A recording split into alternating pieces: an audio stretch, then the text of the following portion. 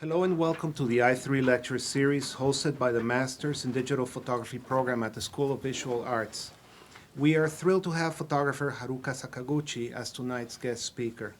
Born in Osaka, Japan, Haruka immigrated with her parents to the United States when she was 3 months old.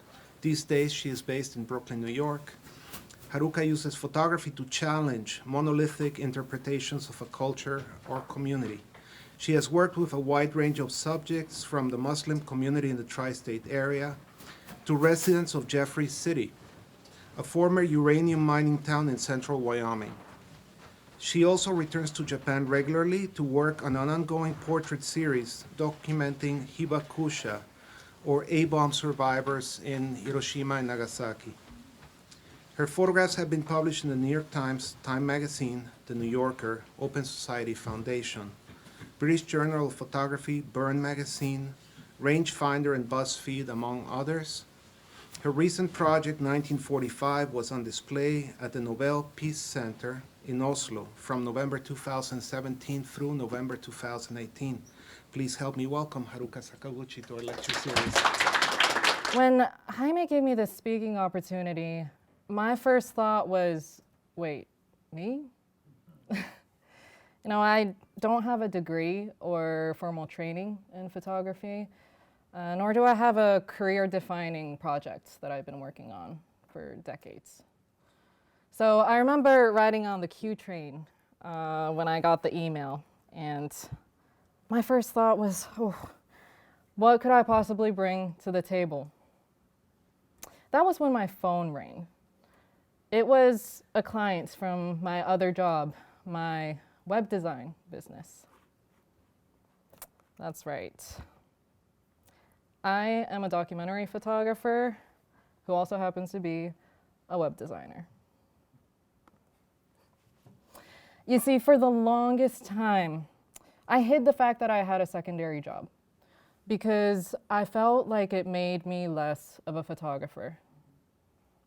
I despised the fact that I couldn't live off of photography alone, because I felt like it made me, I felt like it was this glaring reminder that I wasn't good enough, that I wasn't talented enough, that I wasn't networking enough to be pursuing this full time. I would go to these panel talks with photographers that I admire, and I'd be sitting right where you guys are, but feeling clammy and uncomfortable because here was this photographer that was covering human rights abuses along the US-Mexico border. And what was I doing? Well, I was spending my evenings coding websites. It took me years to realize that having a secondary passion, one that was completely unrelated to photography, was absolutely crucial for the formation of my projects. My 1945 project, which addresses atomic bomb survivors in Hiroshima and Nagasaki, initially began as a portrait series, like you see here, but eventually evolved into a full-fledged website, complete with translated testimonies, historical timelines, and audio clips from interviews that I've conducted with atomic bomb survivors. The project was later picked up by the Nobel Peace Center and was on digital display in Oslo alongside the wonderful and talented Simchiin's Fallout exhibit. The photographer in me would like to think that this had a lot to do with the photographs themselves, but I suspect that a big reason why this project may have, caught their attention is because of the format in which it was presented. Not as a simple portrait series, but as a multimedia web project.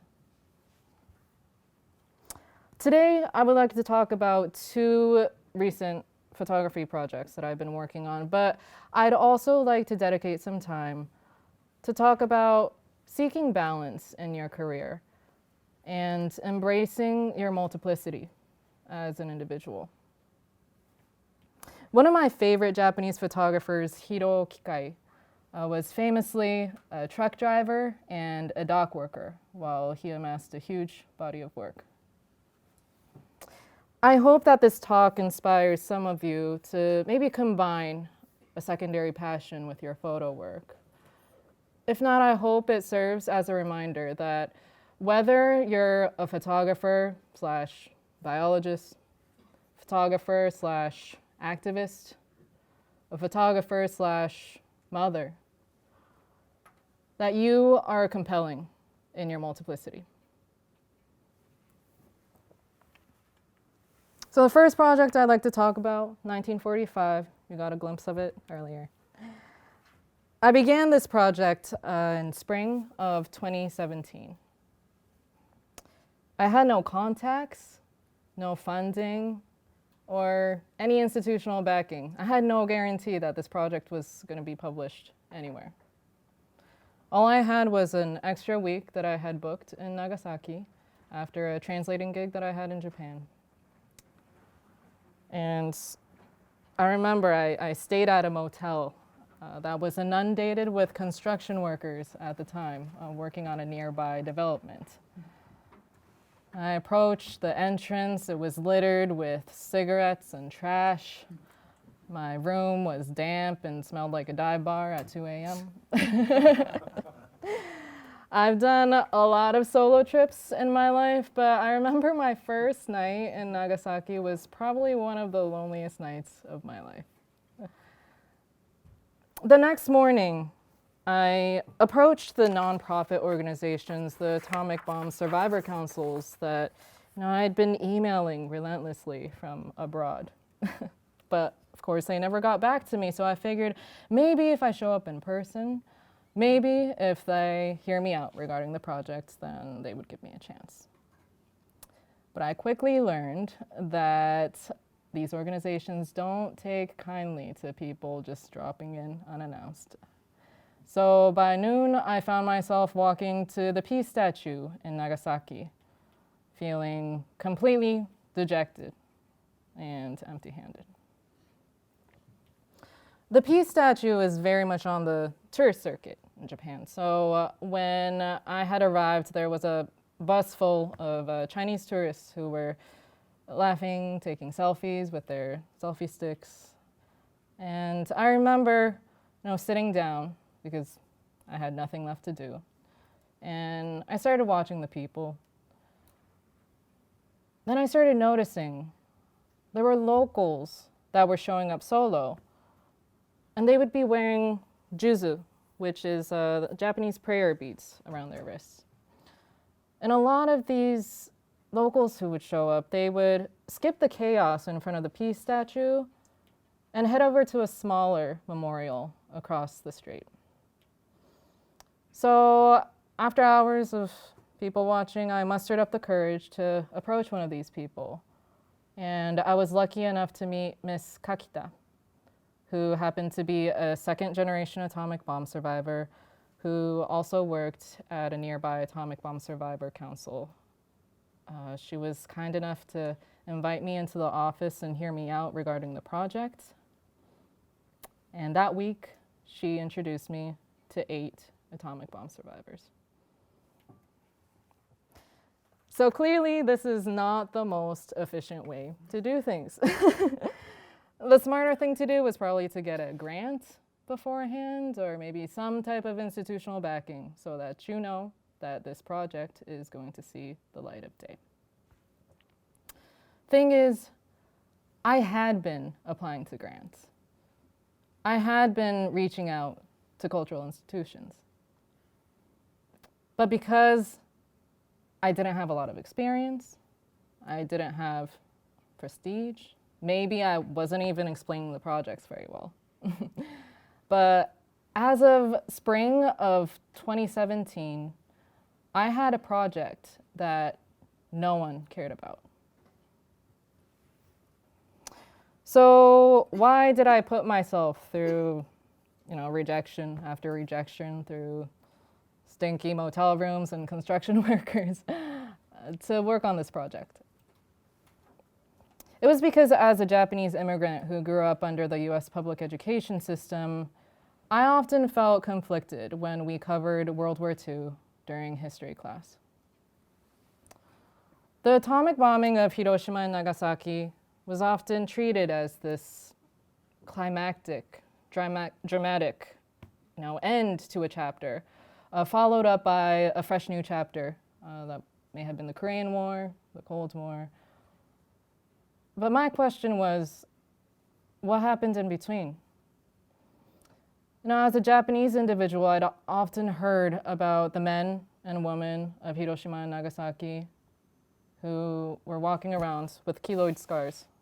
I had heard about the women who were told not to go out in public because of the injuries that they incurred.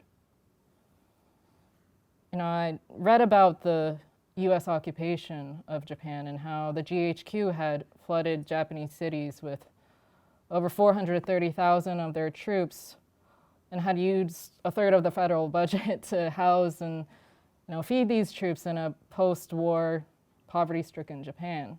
I'd read about the Supreme Commander, showing up at a joint committee at the US Senate in 1951 saying that the Oriental mind was predisposed to adulate a winner. Even outside of these afflicted cities, my grandmother, who had experienced the air raids over Osaka, had often talked about a small row house that she grew up in by the harbor that was completely destroyed. And for years after the war, she'd go back, still in shock, still in denial that her home was no longer around. I felt that the way the atomic bomb was contextualized as this necessary evil, as an almost logical conclusion to the most devastating war, devastating, deadliest conflict in human history, it somehow didn't do these stories justice. So I wanted to find a way to depict the human experience during the aftermath of the war through these unspoken narratives. So the first survivor that I had the pleasure of speaking with was Mr. Yoshiro Yamawaki. Mr. Yamawaki was 11 years old when he was exposed to the bomb in Nagasaki. He and his brothers survived the bomb, but later discovered his father's body in front of the factory that he had worked at. They watched in horror as massive piles of bodies were being dumped into a cremation site nearby. And he and his brothers, none of them older than 16 years old, wanted to give his father a proper cremation. And so they did, in front of the factory where they found him. Here's an excerpt from his handwritten letter, which is something that I had asked each of the survivors to prepare in advance, addressing future generations. I have resigned to the fact that nuclear weapons will not be abolished during the lifetime of us first-generation hibakusha survivors. I pray that younger generations will come together to work toward a world free of nuclear weapons.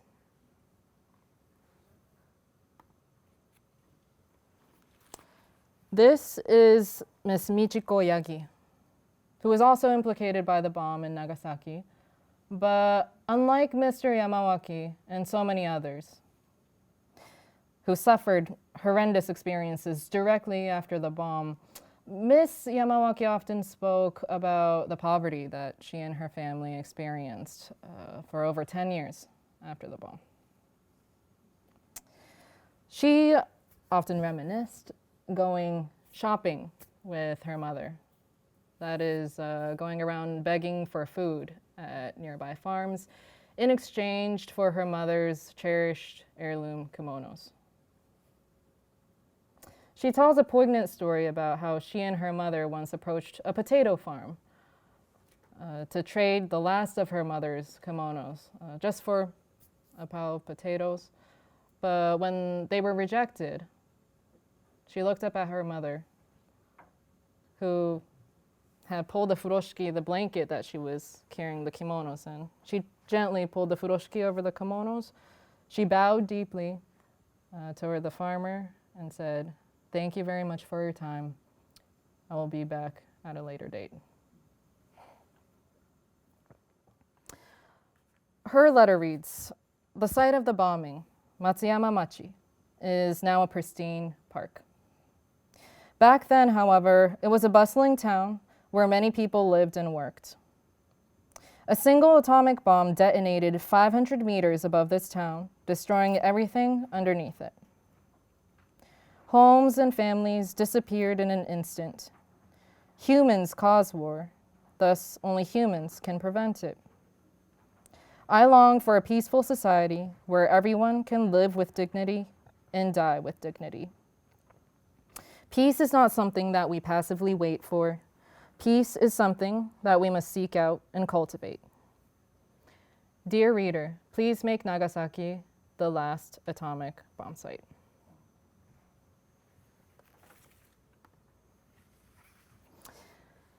This is Mr. Fujio Torikoshi, who passed away last June. He was exposed to the atomic bomb in Hiroshima and suffered severe burns, which left him hospitalized. And for weeks, he was drifting in and out of consciousness. But when he finally woke up, his mother was sitting by his bedside playing a lullaby on her harmonica. Mr. Torikoshi has since become a teacher at a primary school and has given his testimony to thousands of students across Japan, but concluding each of his talks with a song on his harmonica. Back then, while he was sitting in that hospital bed, the doctors told him that he had until at most 20 years old to live. Mr. Torikoshi was 86 years old when he passed away. His letter reads, "Life is a curious treasure."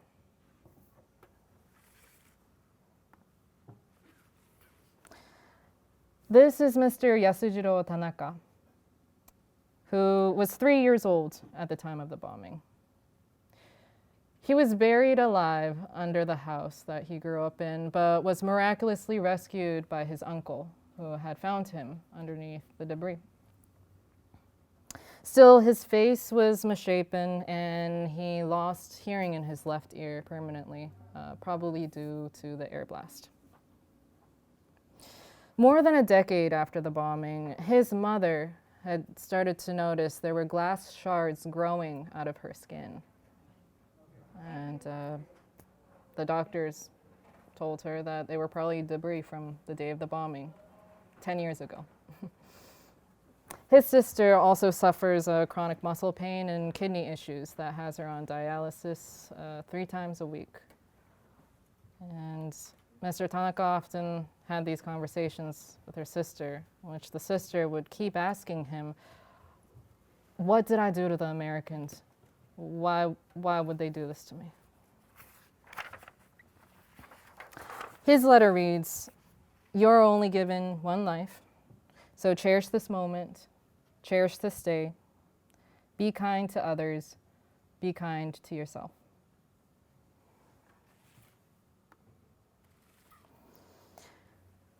This is Miss Taeko Teramae, who was exposed to the bomb when she was in high school. Her lifelong dream was to become a teacher, but her dream was, she decided against it due to the injuries that she had incurred on her face due to the bombing. I can speak for days about Miss Teramae's experiences, but I would like to share an audio clip where she speaks about her own experiences after the bombing.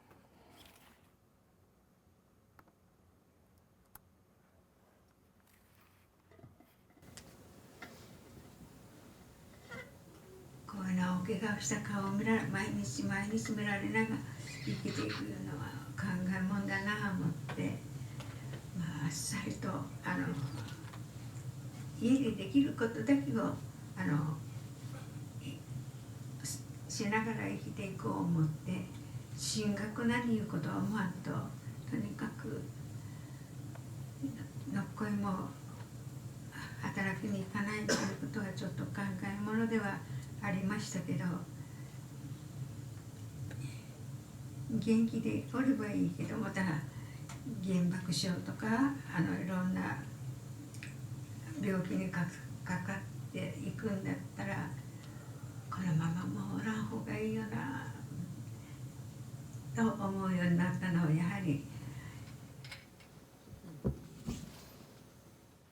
I wanted to close with this portrait of Miss Kumiko Arakawa, who was exposed to the bomb when she was 20 years old in Nagasaki.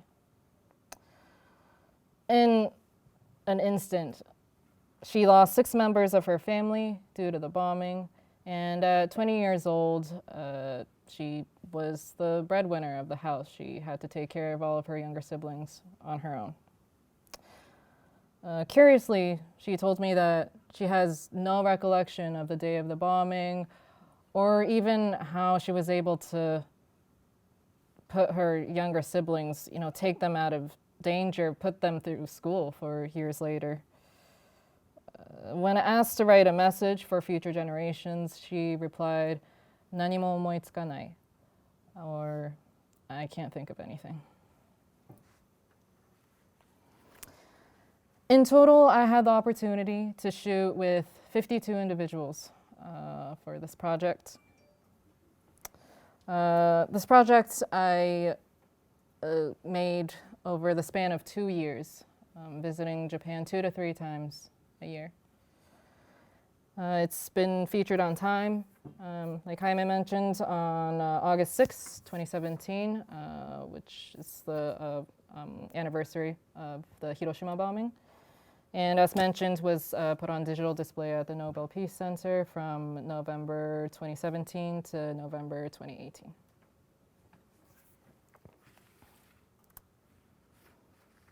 And it's always tough to segue from this project, but now I'd like to talk about my other project, Original New Yorkers, which addresses born and raised New Yorkers who have been affected by gentrification. This project initially began as an idea that we had during a community meeting that I was a part of. It was this young adult community group called Perfect City, which is commissioned by the Henry Street Settlement, which is a public health institution that has been administering social services to the Lower East Side community since 1893. As a gentrifier myself, I felt that offering up my photography was a small way to give back to the city that I have come to love so deeply. You see, I first moved to New York City for a web design job. I was told that I had 2 weeks to move out here from California, so I remember I just contacted pretty much the first Craigslist listing that I saw that didn't have broken windows or an asbestos warning or 1,000 roommates. And I landed in JFK, clueless and starry-eyed, and hopped into a cab to head to my place in Flatbush. The cab driver was a Haitian man who, upon seeing me and my big-ass suitcase, he started asking me questions. Where was I from? What was I doing in the city? And during the whole cab ride, we just talked. I was asking him about his job, his home country, his family, his kids. And I was feeling myself a little bit because, here I was minutes after landing in New York City, and I was already making friends. This was going to be great. But as soon as we pulled up on Ocean Parkway, the cab driver's tone changed. He pointed at a building that was once an after-school facility for children, now plastered with a sign that said, "For rent." He told me that this neighborhood was changing and that it was being taken over by gentrifiers. Gentrifiers, I thought. I had grown up in a small town in rural California, so to be completely honest, I was not familiar with the term. but I stared down at my suitcase. We didn't say much for the rest of the cab ride. Still, during my first year of living in New York City, I lived the typical life of a blissfully ignorant gentrifier. I commuted to Manhattan every morning. I hung out at the bars and restaurants around my office, only to come home to Flatbush at around 11 p.m. Didn't visit any local establishments, didn't say hi to any of my neighbors, simply to crash so that I could wake up and go to work again the next morning. You know, at work I encountered mostly other newcomers. My boss was from Detroit, my colleagues were from Chicago, Philly, LA. And we bonded over apartment hunting, over roommate troubles, over, generally adjusting to life in New York City. And each hardship that we experienced, it was something to be proud of. A step toward becoming a seasoned New Yorker. Or in retrospect, a sterile and completely misguided interpretation of what we thought a New Yorker was. I'll admit, it was a comfortable life. We were not only these young and ambitious millennials living it up in the city of dreams, but we were also privileged enough to reinterpret the city in a way we saw fit. We perked up at the sight of a new brunch spot while shading our eyes when passing by a homeless person. We frequented music venues and bars while speed walking past nearby housing projects. We were so privileged that we got to choose our New York experience. The shops that lined the streets, the people in them. And we were delusional enough to think that this fictional city that we had dreamed up was the real thing. Even more, the developers were on our side. They manifested this delusion through new housing developments and new infrastructure that matched our tastes and needs. It all changed when I met up with an old friend one day, a Chinatown native. We hadn't seen each other in years, so we bonded over, work, relationships, friends. But then he suddenly asked me, point blank, so how does it feel to gentrify my city? And my first thought was, really? I haven't seen you in 3 years and this is how you greet me? But then I remembered that he was one of 5 born and raised New Yorkers that I had met, that I knew in the city even after a year, after having lived here. I remembered that, I don't know, when was the last time I walked into the bodega across the street from my apartment? When was the last time I went to the park down the block? When was the last time I said hi to a neighbor that wasn't the stray cat that keeps wandering into our building from time to time? I held my head down. But that same friend took me to my first community meeting in his neighborhood, where I was given the opportunity to work on this project. To gentrifiers, gentrification is synonymous with revitalization. Gentrification means cleaner sidewalks, it means better housing, means more organic food stores, generally a better quality of life. So what's the harm when developers bring these coveted resources into underfunded neighborhoods? To those who are gentrified, gentrification is synonymous with displacement. Gentrification means harassment from landlords. It means neglected repairs. It means police violence and eviction notices. It means overpriced groceries. It means charter schools that sideline your children. It means block associations that were formed by newcomers that exclude you, the only native on this block. As a newcomer to New York City, one who was blissfully ignorant of her complicity in gentrification, I felt that it was my responsibility to explore this side of the gentrification story.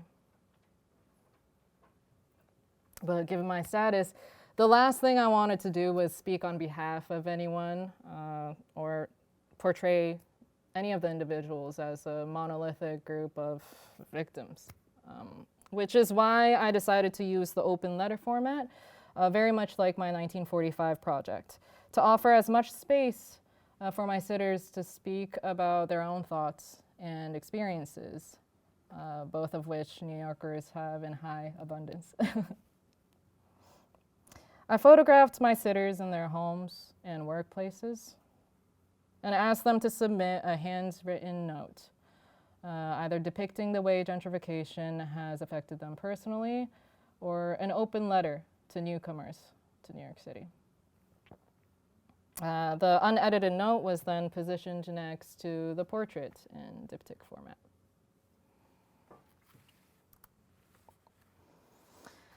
So I wanted to start out with Chris in his apartment building in East New York, which his family has owned since 1982. In the last 5 years, buyers have approached him every month with an offer to buy out the building for $500,000. Chris and his family have refused the offer, only to be met by a sudden inspection from the Department of Environmental Protection and numerous citations for alleged trash disposal violations. And we're actually privileged enough to have Chris here with us today. Living in East New York isn't easy. Now, instead of avoiding criminals, I gotta protect my house from greedy corporations trying to get my house for a measly $500,000. Every month, I'm offered the same amount by different companies trying to push us out, even getting reported to the Department of Environmental Protection. Can I add a little thing? Of course, yeah. When that happened, I lived in the basement, right? And I had a stove, for years. My father used to live down there, passed away. I was gonna move out, but my mom was by herself, so right now I'm taking care of my mom's, holding down, the land, being a landlord. And when they did that, it was scary because one guy they sent, he showed up, he didn't even walk in the house. He just looked, saw it was an elderly lady, and he was like, so me and my big mouth on Facebook, I was like, ha, you didn't get us. They must have saw it, called them the next day. The guy walked in the house, he came downstairs, he said, you gotta get rid of the sink, because I had the sink, and the stove. So my mother went to court. We was facing 30,000, and the judge threw it out. We got lucky, because she see my mother's old lady, and I'm her son. And they were trying to say I was a renter, and the judge was like, you're his son? Oh, get out of here. So that's my little add-on to it. Okay, damn, I just lost myself in there. I guess 30,000. Yeah, facing 30,000. At one point, the judge threw the case out, like I said before. I'm just here taking care of my mom because she's sick. She got a slight dementia, and that progresses over the years. That was like 5 years ago. So, but I'm still fighting, keep up the good fight. I'm not selling the house. I'm not doing it. That's a no-no. I'm gonna pass this on to my family. That's what that's what you're supposed to do. That's right. Especially from New York. I'm born and raised here. you know. And I don't mind new faces coming in, you know. That doesn't bother me, you know. Is that, like you said, you got to put us a part of your committee now, you know, because we was here first, you know.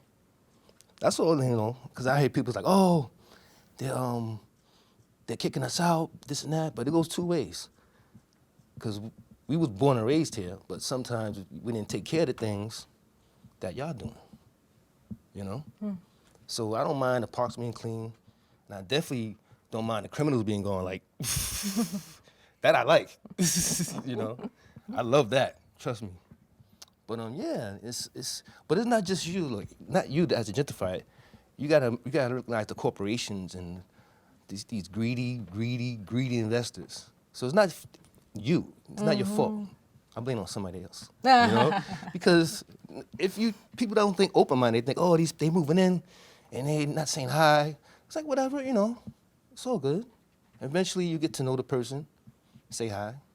But it's not y'all. Trust me, it's not y'all. And you get to hear from these greedy corporations on a regular basis Yeah. to this day. Through the mail, or, yeah, I'll give you cash right now. I'm like, no, I'm stupid? No. But people do that. People have sold the houses in my neighborhood. Right now, it's not a lot of gentrifiers. It's more like, you still have blacks, more Indian people have been moving in for some reason. They have money too, so, you know.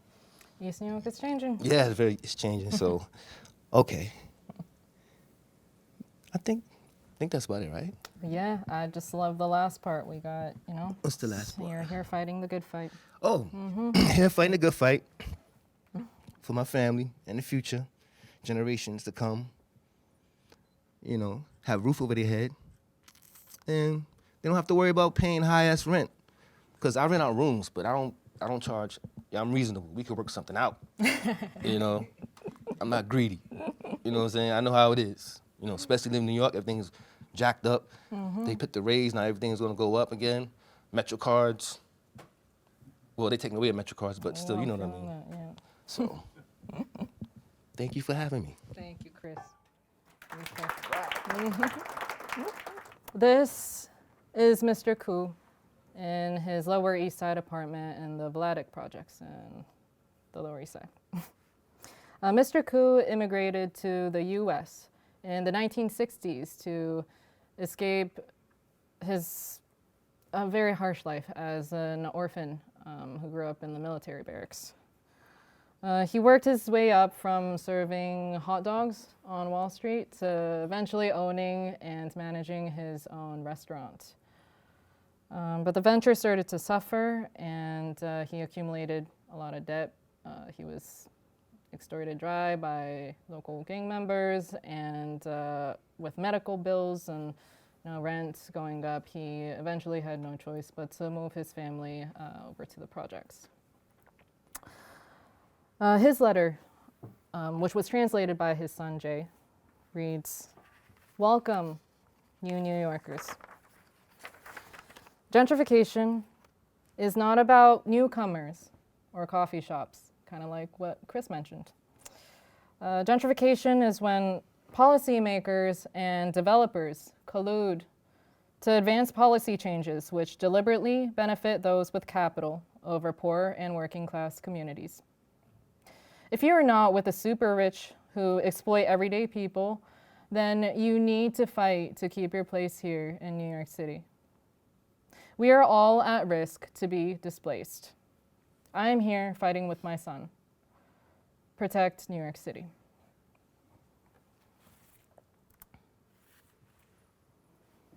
This is Boogie in his girlfriend's apartment, which he had recently moved into after being priced out of the Lower East Side. He's a familiar face in the Lower East Side skate scene and has witnessed the neighborhood change from the boutiques and coffee shops, all these new establishments popping up in his neighborhood, to the new faces that come through Clockwork Bar, which is where he's worked at for a very long time. "Dear Herbs, this is my home. This is not your playground. Come in, but please show respect. You don't need to learn the hard way. It's not beneath me to show you how to act. I believe there is more good than bad in life, let me know is true.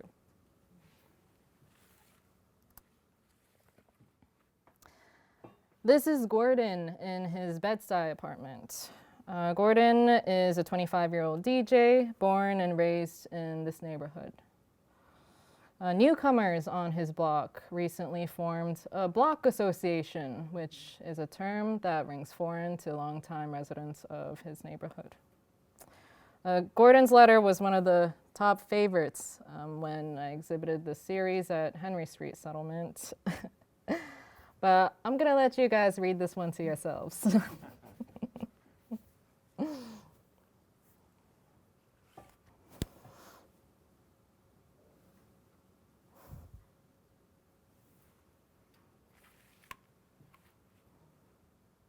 I'm gonna move right on to May at Wing On Wo & Co., the oldest continually run business in Chinatown.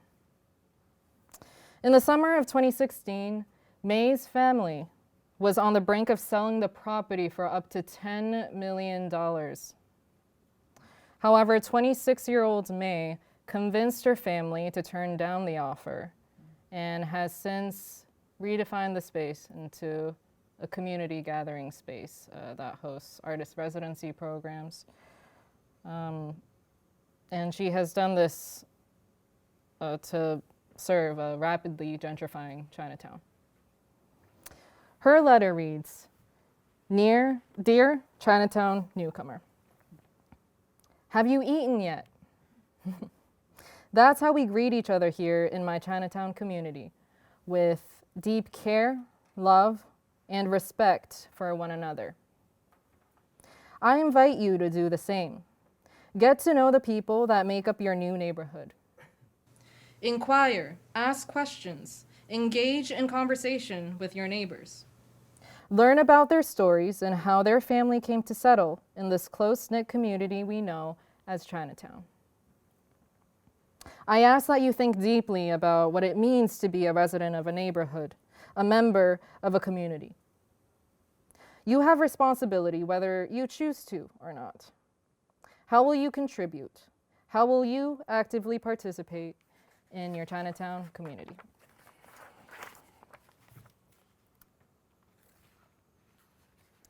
And finally, this is May J in her South Bronx apartment. May recently lost her boyfriend due to an untreated brain injury while serving his first month at a correctional facility.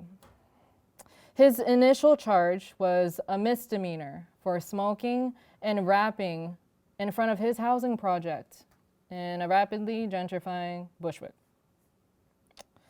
May currently lives in this apartment in the South Bronx now with 3-month-old daughter Zaye. Zaye is actually, she just turned a year old as of late January. And May and Zaye were both left behind. Here's an excerpt from her letter. I am a single parent with a newborn, and due to gentrification, I had lost my baby's father due to the system and police violence. He got arrested just because he was smoking in the hood, or maybe because he was black, I don't know. He got beat because he's a rapper and loved expressing his music to where he ended up with seizures and paralyzed. Haven't had the chance to meet his newborn or say goodbye to his oldest. But guess what? I will make a change with expressing my music about building better houses, lowering the rent, stop picking on people who live in the projects, and work together instead of turning backs on each other. In total, I had the privilege of shooting with 33 individuals for this project, and it is ongoing. This project was on view, as I previously mentioned, at Henry Street Settlement from October 14th to November 17th of 2017.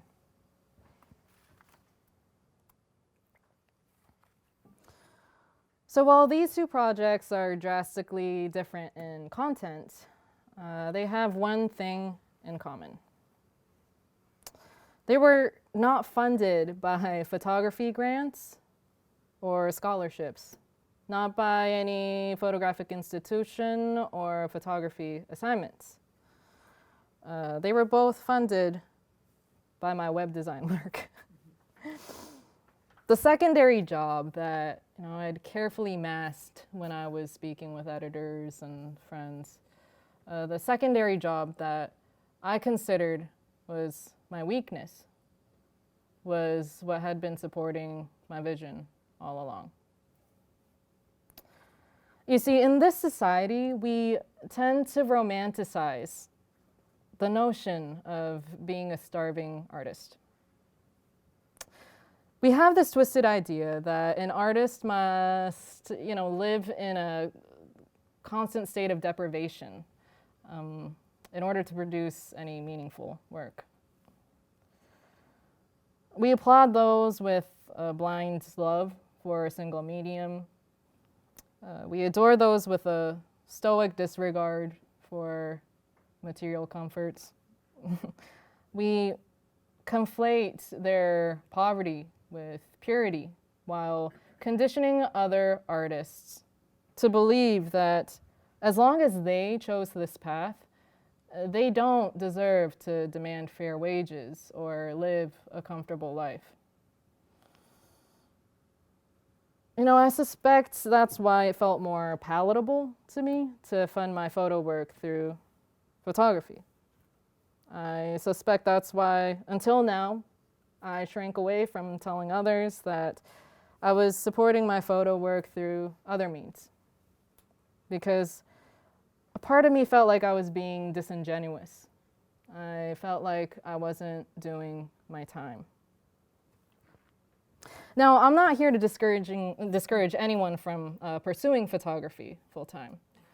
I wholeheartedly believe that I think I could have taken these projects a lot further if I wasn't always trying to squeeze time in between design work, dry spells.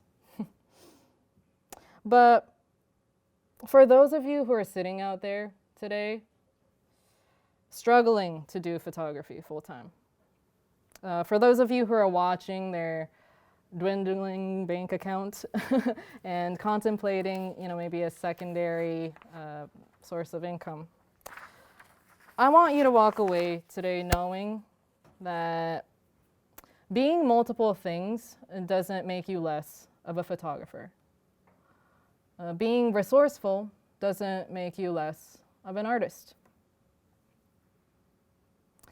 Some of us find joy in fulfillment, throwing themselves into the fire, putting 120% of themselves into a single pursuit. But others find joy and balance when they can keep their income separate from their purpose. Thank you very much for your time today. Hi, thank you so much for coming to talk to us today.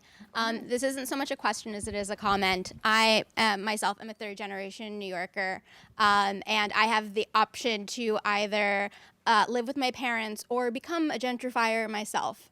So I really appreciated the information that you're giving. But beyond that, thank you for, I completely sympathize with the feeling of consistently not being enough of an artist if I am not living in poverty. I grew up with Rent the musical being the thing that I wanted to do when I grew up. And the second I turned 18, I was like, I'm gonna be a starving artist in the Lower East Side. And lo and behold, I had to pay $1,500 to do that. So how do you do that on that budget? So I think that this is beyond the messages that you are showing us that need to be heard. Your message personally as a photographer is also one that needs to be heard. So thank you for telling your story. Wow. Thank you so much. Oh, very validating.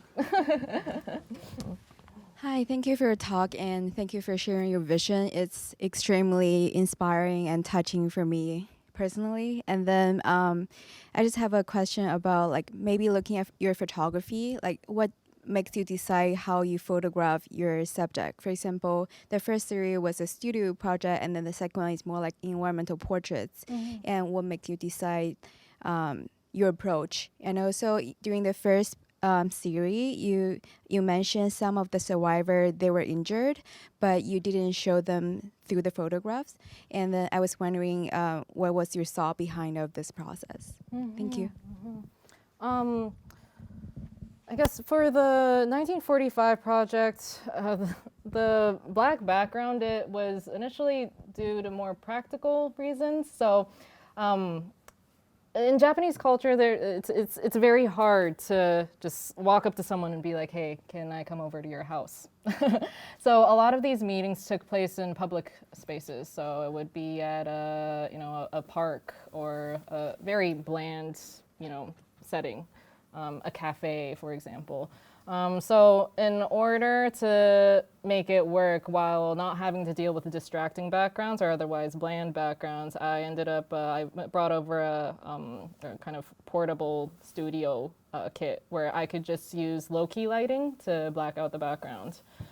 This way, I could meet up with the survivors in a place that they feel comfortable while also getting the photo that I want. But with the original New Yorker series, I wanted to focus on not only the individual, but also the places that they lived, the place that is home. I mean, original New Yorkers essentially is about being displaced from your own home. So I wanted to make sure that the photo included enough contextual information, not just about the individual, but also about their livelihood, about the kind of habitat, the homes that they live in and that they have created around them. And sorry, what was the second part to your question? About the survivor. Oh, right. Yeah, when I was first doing research for the 1945 project, there was a man who was covered repeatedly through both American and Japanese photographers, but he had incurred a huge injury on his back. And while I was looking at these photos, I felt like it wasn't very dignifying. It felt very similar to the photos that the U.S. military had actually accumulated of the atomic bomb survivors directly after the war. And they did this mostly for archiving purposes. And yeah, I figured, 72 years later, are we still regurgitating the same imagery that the U.S. military had taken of it? No, I don't want to perpetuate that image. Which is why, yes, I made a deliberate choice to make sure that, the focus was not on the injuries, it was more on the individuals themselves. As a web designer and a photographer myself, I hold you as an inspiration now.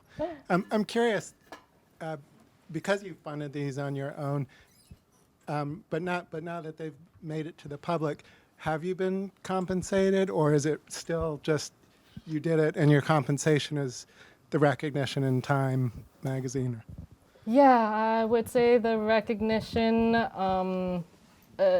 my compensation would be mostly the recognition. Obviously, I was compensated for being published on Time, but I guess the reason why I wanted to focus this talk on funding my work is because looking back at 1945, there was no way I would have been able to fund that on photography alone, or the compensation that came afterwards. Yeah. But maybe an extension of that question is, now that you have had recognition, you've had the work exhibited at the Nobel Center for a year, could you then use that as leverage for securing funding? Because it's ongoing, right? So. Which is something that I would like to do. As you can see, I really want to focus on the multimedia aspect, the fact that, it's not just a portrait series, but the audio clips, I think, was a great way to expand on the project, and hopefully I could come up with a video component as well. And yes, having been gotten displayed, exhibited at the Nobel Peace Center will work as a great leverage. I do have two questions. One, as a photographer, I know I struggle with is when you were approaching the subjects, whether it was 1945 or New Yorkers, is how do you establish trust with them. Once you sort of make that introduction or you get their attention, you realize you've got an opportunity. And then two, feel free to answer as much as you can. When do you know when a project is done? So like 1945 was complete, and then New Yorkers, you said, is ongoing. So when do you know? Yeah, that's a great question that I don't know if I could fully answer. But yeah, the first part of your question, establishing trust, I think you noticed through even the kind of backstories that I was giving you that both of these projects were a product of me kind of leaning into my anxieties a little bit.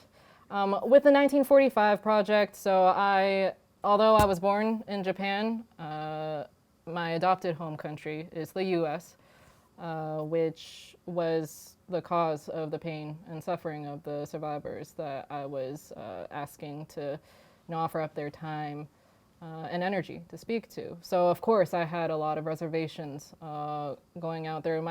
I think a big reason why my first week in Nagasaki, I was telling you my first night, it was one of the loneliest nights of my life, was because I felt like, hey, what if I walk into these atomic bomb survivor councils, these nonprofit organizations next morning, they just turn me away. They just tell me to go home because, wait, what? You're from the States and you want to cover this topic? Are you serious? So there was a sense of, will they accept me? And with, the original New Yorker project, as I've spoken for a long time about, being a gentrifier, being a newcomer to New York City was something that may have even disqualified me from doing this project. And I had a lot of anxiety about that. But for both of these projects, I told everyone about this anxiety that I had. I was very, I would say, very forthcoming about how nervous I felt about covering these topics, about embarking on these projects, and I felt like that kind of broke the ice a bit. I learned that through the 1945 project, and I didn't get a negative response from a single person. Every survivor treated me as a young Japanese individual who was interested in documenting this aspect of history. And with the New Yorkers as well, I have never received any negative response. Everyone was so welcoming and welcomed me into their homes, into their spaces, dedicated so much of their time speaking about their experiences. So I would say, yeah, leaning into your anxieties and talking about them would be a good way to establish rapport. And yeah, when to know something is finished. That's something that I am grappling with for the 1945 project, for sure. I was having a conversation earlier with Jaime about, this film extension. And at this point, I'm not really sure if, I'm supposed to be proceeding with that, or I'm supposed to, just kind of call it a day.